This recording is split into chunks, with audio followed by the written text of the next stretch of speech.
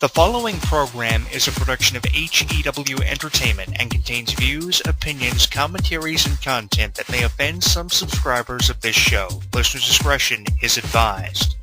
It's that time once again for HEW Entertainment Radio. And that's all I got to say about that.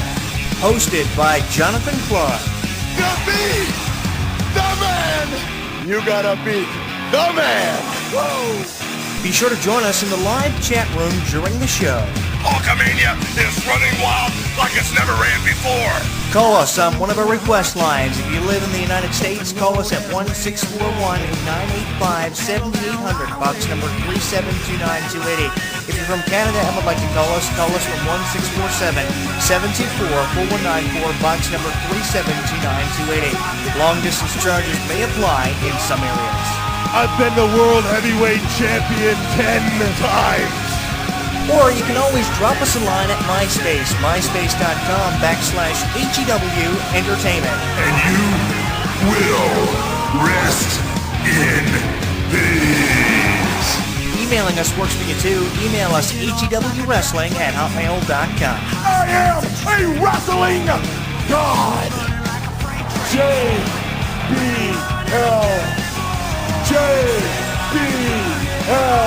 And now, without any further ado, here is your host of HEW Entertainment Radio on the official website of HEW Entertainment, Jonathan Clarke. The champ is here!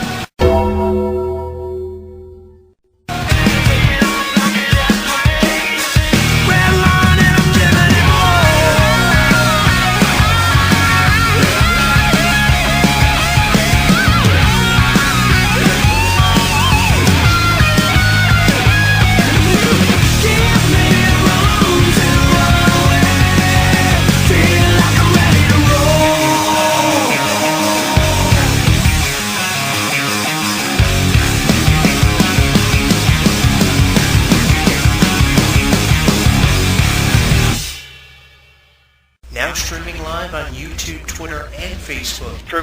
YouTube, Twitter, and Facebook. HEW Entertainment Radio is inviting you to comment on our video blogs, join the conversation, and like us. So what are you waiting for? Log on and listen now.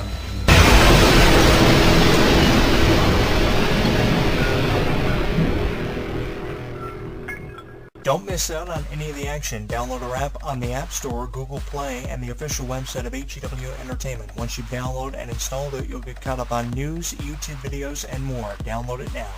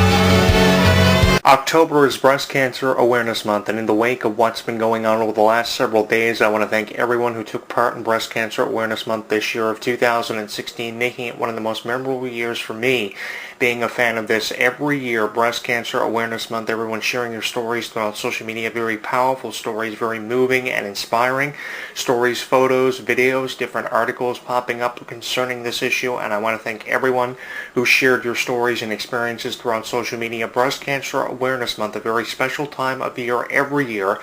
This happens for me, and I want to thank everyone who's played a special part in this year's Breast Cancer Awareness Month, October of 2016. Thank you guys so much for that experience. And the Toronto Blue Jays are moving on in the AL Division Series after sweeping the Texas Rangers 3-0. I wasn't expecting this to happen for 1 minute. I thought at least Texas will get one game up on Toronto, but Toronto went 3-0 against Texas, and because of that, they are awaiting the winner of the series between Cleveland and Boston. The Cleveland Indians and the Boston Red Sox rained out just a couple of nights ago. They are determining a winner of that. We'll have more information on that when that becomes available, and what the next series of the AL Division Series will look like to determine the champions of the AL Division to face the NL champions of their division in the World Series. That's going to be awesome.